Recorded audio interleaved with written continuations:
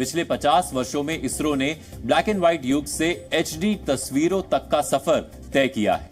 इसीलिए आज हम भी तस्वीरों के जरिए आपको उस सफर पर ले जाना चाहते हैं और आपको दिखाना चाहते हैं कि कभी साइकिल और बैलगाड़ी से रॉकेट ढोने वाला इसरो किस तरह आज चांद की चौखट पर मुस्कुरा रहा है।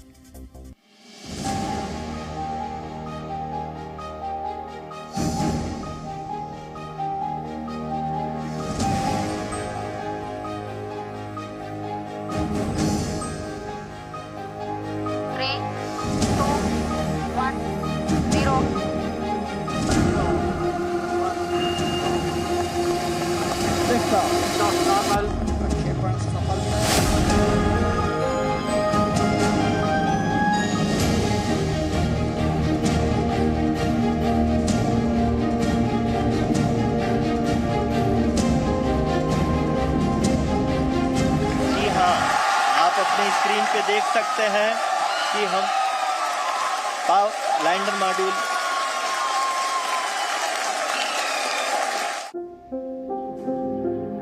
जुलाई 1969 अमेरिका के नील आर्मस्ट्रॉन्ग चांद पर कदम रख चुके थे। नील और बज एल्ड्रिन की चांद पर चहलकदमी करती तस्वीरें करोड़ों लोगों ने टीवी पर लाइव देखी थी।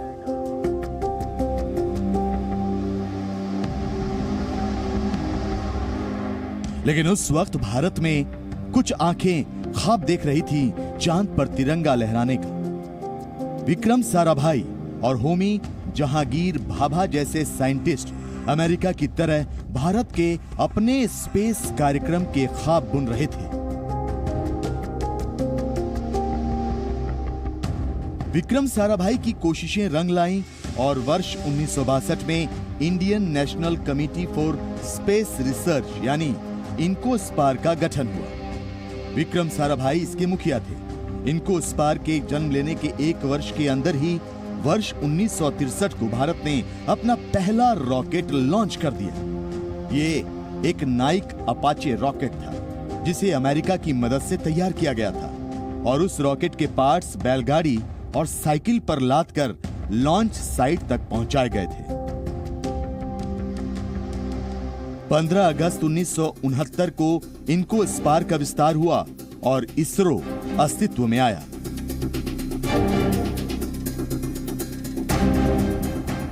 जाहिर है इस रेस में हम अमेरिका से काफी पीछे थे, लेकिन अब अमेरिका हमसे पीछे है क्योंकि भारत अमेरिका, रूस और चीन जैसे देशों को पीछे छोड़कर चांद के साउथ पोल पर पहुंचने वाला दुनिया का पहला देश बन चुका है। लैंडर मॉड्यूल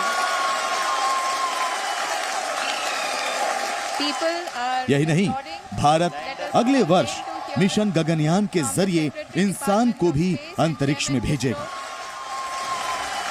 हालांकि अंतरिक्ष में जाने वाले पहले भारतीय स्क्वाड्रन लीडर राकेश शर्मा थे, लेकिन वो रूस की मदद से 3 अप्रैल 1984 को अंतरिक्ष में गए थे। उस वक्त उन्होंने अंतरिक्ष से जो कुछ कहा था वो आज भी हर हिंदुस्तानी को गर्व से भर देता है। ऊपर से भारत कैसा दिखता है आपको? मैं बगैर किसी झिझक के कह सकता हूँ कि सारे जहां से अच्छा कभी साइकिल और बैलगाड़ी से रॉकेट ढोने वाला इसरो आज खुद संचार उपग्रह बना रहा है। अर्थ इमेजिंग में तो इसरो को जैसे महारत ही हासिल हो गई है। हालांकि इसकी शुरुआत विदेशी मदद से हुई थी। 19 अप्रैल 1975 को इसरो ने रूस की मदद से अपना पहला सैटेलाइट आर्यभट्ट लॉन्च किया। इसके ठीक 4 वर्ष बाद दूसरा सैटेलाइट भास्कर 1 लॉन्च किया गया था। भास्कर 1 भारत का पहला रिमोट सेंसिंग सैटेलाइट था जिसका इस्तेमाल धरती और वायुमंडल में हो रहे बदलावों के लिए किया गया। इस वक्त तक भारत के पास सैटेलाइट लॉन्च करने के लिए अपना खुद का रॉकेट नहीं था। हालांकि वर्ष 1980 में भारत ने अपना रॉकेट SLV यानी सैटेलाइट लॉन्च व्हीकल तैयार कर लिया। ये बड़ी कामयाबी थी। इसी वर्ष भारत ने SLV-3 की मदद से रोहिणी सैटेलाइट को अंतरिक्ष में स्थापित कर दिया। रोहिणी भारत का पहला सैटेलाइट था जिसे भारत में ही लॉन्च किया गया था।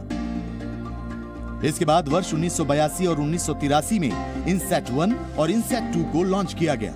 इन दोनों सैटेलाइट्स ने टीवी, रेडियो और टेलीकम्युनिकेशन के क्षेत्र में एक नई क्रांति को जन्म दिया।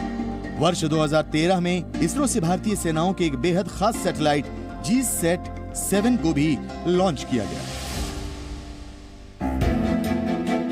वर्ष 2017 में भारत एक साथ 104 सैटेलाइट लॉन्च कर वर्ल्ड रिकॉर्ड बना चुका है। इन सैटेलाइट्स को PSLV यानी पोलर सैटेलाइट लॉन्च व्हीकल के जरिए अंतरिक्ष में पहुंचाया गया था।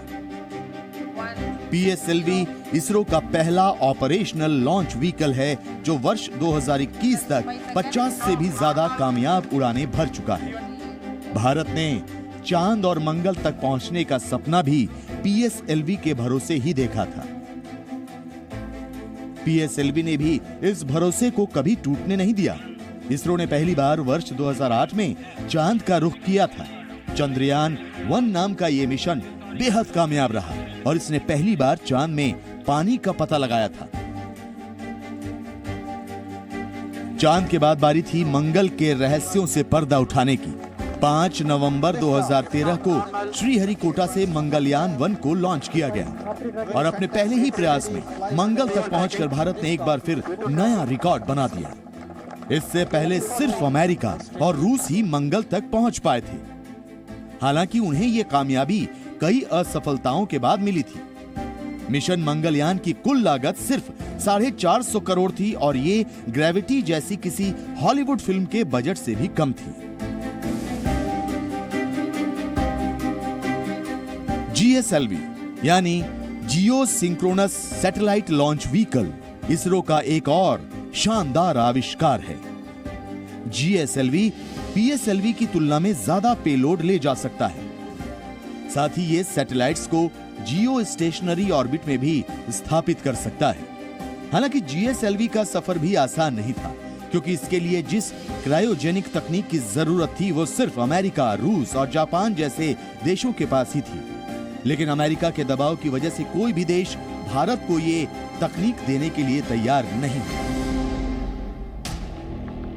आखिरकार भारत ने वर्ष 1994 में अपना खुद का क्रायोजेनिक इंजन बनाना शुरू किया और करीब 20 सालों के अंदर वर्ष 2014 में स्वदेशी क्रायोजेनिक इंजन से लैस GSLV ने पहली कामयाब उड़ान भरी।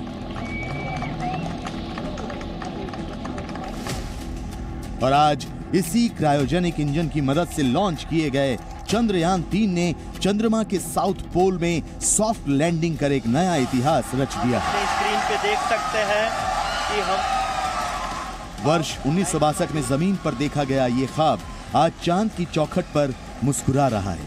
लेकिन मुस्कान और ये मुकाम दशकों की मेहनत, जुनून और जज्बे का हासिल है।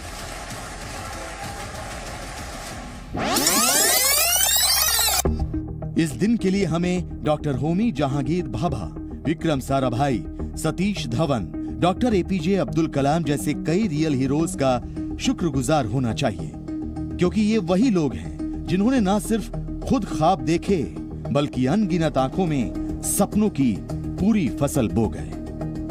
ब्यूरो रिपोर्ट, जी मीडिया। अब आज का प्रेरक विचार।